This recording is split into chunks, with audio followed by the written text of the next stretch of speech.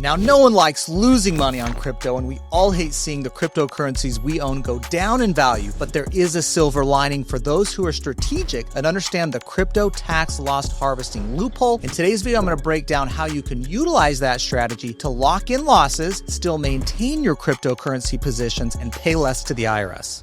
All right, now let me explain what tax loss harvesting is and how this saves you taxes. But the first thing to know is when your cryptocurrency goes down in value, let's say you bought Bitcoin for $100,000 per BTC, and right now it's at $85,000 per BTC. Well, you have an unrealized loss. It's gone down in value to $85,000 of $15,000. Now you can choose to sell that cryptocurrency at $85,000 and immediately lock in a $15,000 tax loss that we can use to offset other taxable income or gains that we have. Now, you might be thinking, but Matt, I think that's going to go up in value. I actually think the Bitcoin's worth more than 100 grand over time. Now, this is where we can repurchase that, and I'm going to get into the rules and steps here on how to execute this. All right, now let's go to the whiteboard here. I'm going to give some examples here of when you purchase cryptocurrency and when you sold it, and how these gains and tax losses we can lock in right now can be used to your advantage. So let's say, for example, you bought Bitcoin in June of 2019 for $10,000 per BTC. Let's say you also bought Bitcoin in April of 2024 for $63,000 per BTC. And let's say again you bought crypto in October of 2025 for $124,000 BTC. And right now you're looking at your portfolio and you're saying that crypto I bought in October of 2025 is now down to $84,000. Right now, as I'm shooting this video, Bitcoin is at $84,000. This is in November of 2025. So I say, all right, I want to sell this position here, and I will lock in a $40,000 loss. Now, the reason I showed some other Bitcoin purchases is most of our clients that we run into didn't just buy once, and now they're looking to lock in a loss. They have acquired crypto and Bitcoin in this example over time. And so they have other purchases of Bitcoin. But if I sold now for $84,000 and I set that against the April 2024 Bitcoin I bought, I'd have a taxable gain. Oh, it's going to cost me taxes on my tax return. Or even worse, if I sold the BTC that I bought in June of 2019, that's going to cost me $74,000 of taxable income and a lot of taxes to the IRS. Now, the reason this is important is we want to specifically identify that the crypto you're selling to lock in a loss is this Bitcoin you bought here in October 2025 or whatever piece of BTC it was. But that's the one we want to specifically identify as the one that is being sold. Now, this is going to go on your 1040, so it's really important you understand how to properly report this to the IRS so you actually get the loss and it works on the rest of your 1040. In this example here, you would report this on Schedule D and specifically on Form 8949. Here, we're going to list the crypto I bought in October of 2025 for 124 grand, and then that same BTC I sold in November of 2025 for $84,000. Now, in the end there, I've got a $40,000 loss. I still own the Bitcoin I bought in April of 2024. I still own the Bitcoin I bought in June of 2019. And you know what? Those have unrealized gains. I get to keep those. I'm not forced to sell them, but I'm able to lock in the loss here on the one that's down. Now, let's go over how I actually use that loss. So in this example here, I have a $40,000 loss. So there you'll say, I bought this Bitcoin in October of 2025 for $124,000 for that Bitcoin, and I sold it in November of 2025, a month later, for $84,000 per BTC, leaving me with a $40,000 loss. Now that I've got that loss on my tax return, how do I go use it to offset other income? Well, we've got to go through how the loss rules work here. The first thing to understand is you net short-term losses. That's what this is. You've owned this cryptocurrency less than a year. Any cryptocurrency or stock or real estate that you've owned less than a year and you have a gain or a loss, that's considered short-term. So I net my short-term gains against my short-term losses. So here I have a short-term loss of $40,000. So I can net that against any short-term gains that I might have. Now, just to help illustrate how this works, let's say that you actually had another short-term gain. For example, this BTC you bought in April of 2024 for $63K. Let's say that you sold that in January of 25 for $103,000. Now, that is a $40,000 gain, and it's short-term. because I only owned it for 9 months. So I owned it less than a year. Now, that $40,000 short-term gain, I otherwise would have paid taxes at my ordinary tax rates on that, which let's say I'm in the highest 37% tax bracket on a $40,000 gain. I mean, I'm paying over a third of that to the IRS plus anything I might owe to the state. But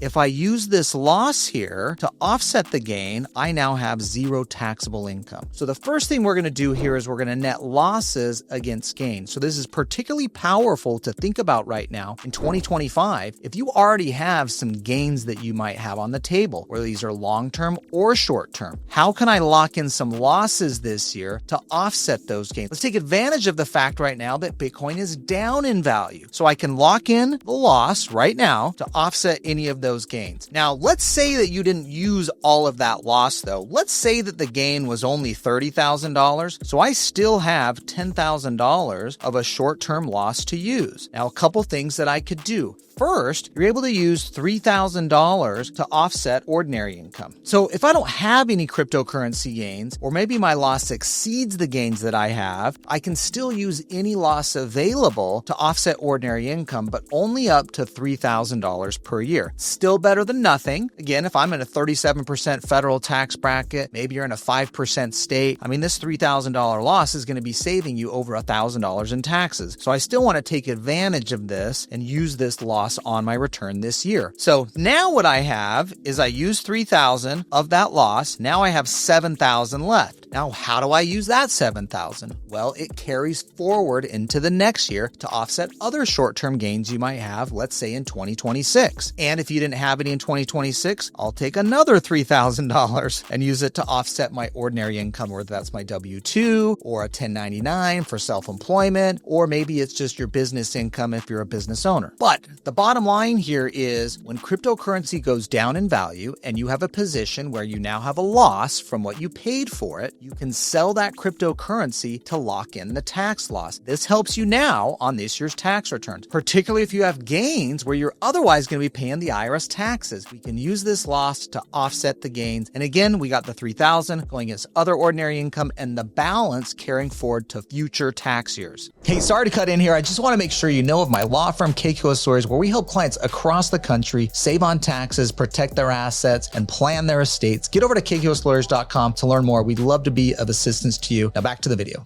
Now, I even have some savvy clients who lock in the losses even if they don't have gains because they know they're going to have them in the future. And why not lock in the loss? There's no cost for me to do that. I'll get that on my tax return now. I don't think cryptocurrency is going to drop again in a significant amount, whatever your theory is here. But the nice thing is I get that loss on my return. It carries forward until I need it. And there's no cost to me. There's no downside to me to go in and lock in this loss. The value of that loss to offset future gains is massive, particularly a short-term loss like this, where I might have a short-term gain in the future where I'm taxed at ordinary income rates. Now, if this was a long-term gain, I would net that against long-term losses. So if I own this crypto for over a year and then I sold it for $84,000 per BTC as the example here, then I would have a long-term loss and I would offset that against long-term gains. Now, long-term gains are taxed at 20% capital gains rate plus any state tax that may apply. But again, long-term losses netted against long-term gains, short-term losses netted against short-term gains. And in either event, we still have the $3,000 we can use each year to ordinary income. And both of those carry forward into the next year if you don't end up using them all in the year they're incurred. Now, let me say this another way, because I want to make sure you're getting the value of this and understanding why it makes sense to go get a tax loss on any crypto that is down in value right now. Even if you're someone brand new to cryptocurrency and you bought it $126,000 per BTC, the high mark, and now you're frustrated it's down at $84,000, but you believe crypto is going to go up in the future. Sell that crypto, lock in the loss right now at $84,000. Even if you don't have a gain you can use it against, because you will at some time in the future. That loss will be valuable later. Let's get that loss on our 1040 on our tax return and carry it forward in future years. Now you might be saying, Matt, but now, Matt, I'm upside down. I've lost money. Well, you can rebuy that cryptocurrency and own it. There's nothing restricting you from buying Bitcoin right back and owning it now at 84 and letting it go back up to 126,000 and beyond. So if you still believe in the value of crypto or Bitcoin, whatever it might be in your scenario, this could be XRP, Solana, ETH, I don't care. I'm just using Bitcoin here. You can easily repurchase the crypto. Now, this ability to repurchase the crypto you just sold that you just got a tax loss on is a massive superpower that crypto investors have that stock traders and stock investors do not. When you are selling stock for a loss, there is something called the wash sale rule. And in the stock world, and this applies to ETFs, even the crypto ETFs, even the Bitcoin ETF, for example, when you sell those are securities, and there's a rule that says you cannot repurchase those if you're taking a loss on them for 30 days. Now that sucks because that value could go back up in value. So I locked in the loss, but now I'm bearing the risk of there being a price change over the next 30 days if I really still believed in that asset. However, with cryptocurrency, the IRS has designated crypto as property and not as a security, so this wash sell rule does not apply. This is the loophole and the power of locking in losses on cryptocurrency because you have the ability to repurchase the cryptocurrency you believe in and get the value as it appreciates back over time. Now, I just want to note a few rules here that are important to make sure you don't screw this up. Keep in mind, this does not work with the Bitcoin ETF because of the wash sell rule I just talked about. You can still lock in and tax harvest stocks, actually, even a Bitcoin ETF or MicroStrategy stock. But remember, you have that 30-day wash sell rule. So you got to wait 30 days or maybe buy something that's a little different, but it's kind of similar. You can kind of get away with that, but you can't just buy the exact same thing. You got to wait 30 days. Second, this doesn't matter for your IRA. So if you have a crypto Roth IRA, we do many of those at our company, Directed IRA, you don't pay taxes on the gains. So there's no reason to try to lock in losses. They don't help you. When you have a crypto Roth IRA, remember, this is a Roth IRA that owns cryptocurrency. You don't pay taxes as you're buying or trading. Even your crypto traditional IRA or crypto HSA, we have many clients that have those. Don't worry about this. You don't pay taxes at all. This is for the crypto that you own personally, that's in a personal wallet, that is going to be subject to tax and hit your 1040. This is where losses matter. Now, if you're thinking, wait, did you just say a Roth IRA can own crypto? Yes, we have a crypto Roth IRA, a Directed IRA, traditional IRA, HSA. All these tax advantage accounts can invest and own cryptocurrency. That can be Bitcoin, Solana, XRP, ETH, whatever cryptocurrency you're interested in. Your IRA or tax advantage account can own it and trade it and pay zero taxes, in which case you don't need to worry about losses. I've got a video over here you can click to learn more about how that works. There'll be a link in the description below. But just for purposes of this video now, that doesn't matter to you. But for those of you that trade in taxable accounts, you might want to know about the other strategy because it's a pretty cool strategy. It's a tax-free zone, particularly with the Roth IRA.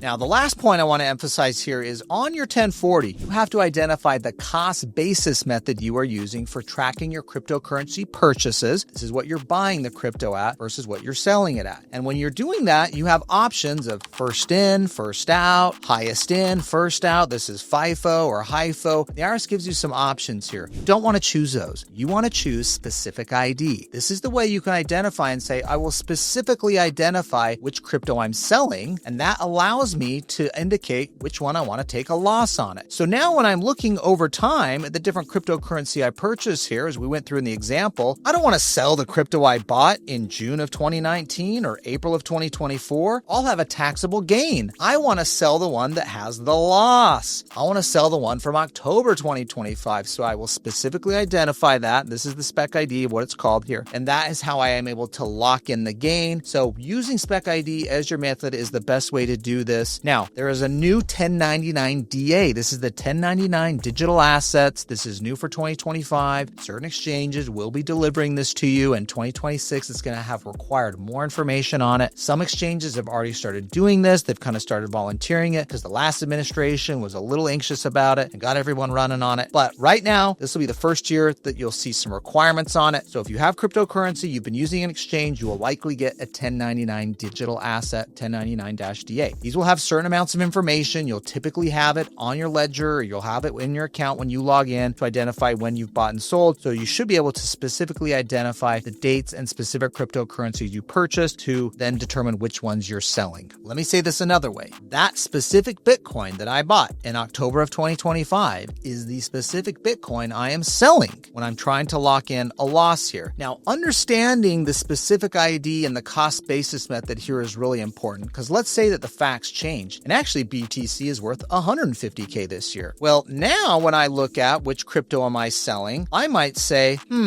let me sell this crypto that I owned in April of 2024 because that has a gain, but it's over 12 months. So it will be long-term. It'll be a lower 20% rate. That's the max capital gains rate. It won't be the highest. If I'm in a highest tax bracket of 37%, and it has a $63,000 cost basis. So if it's $150K, maybe here I've got a $90,000 gain. Now, this crypto that I bought back in June of 2019, I've owned that over a year too, so I'd get long-term capital gain, but I have a lower cost basis, so there's more taxable gain in it. You can be a lot more strategic here on the crypto you're selling by using Spec ID, so make sure you're familiar with that. This takes some work on your end in tracking this and being clear on it. For those of you who have been selling stock, you're a little more familiar with this, doing the specific tax lot or Spec ID there. The same rules work here for cryptocurrency. All right, well, I hope you got through all the numbers on this. Sorry for the math if you've got a headache right now, but this is tax savings in your pocket. Utilizing this loophole to lock in losses will benefit you now if you have any gains, or even if you just want the $3,000 deduction to offset other income. But this loss will be super valuable to you in the future when you later want to sell crypto at a gain. So we might as well lock in the loss, use it, have it carry forward. This will be valuable to us in the future. I want to ask you to subscribe to my channel. Now, here's my pitch. There's a lot of fun and interesting stuff to watch on YouTube, and we're only going to subscribe to certain things, but my channel will save you money. This video alone, for anyone investing in crypto, can be a massive saving of thousands, tens, hundreds of thousands of dollars, depending on your crypto portfolio. So please subscribe to my channel. I've got a lot of other strategies and tips on saving on taxes, protecting your assets, and building wealth. I'm Matt Sorensen. See you next time.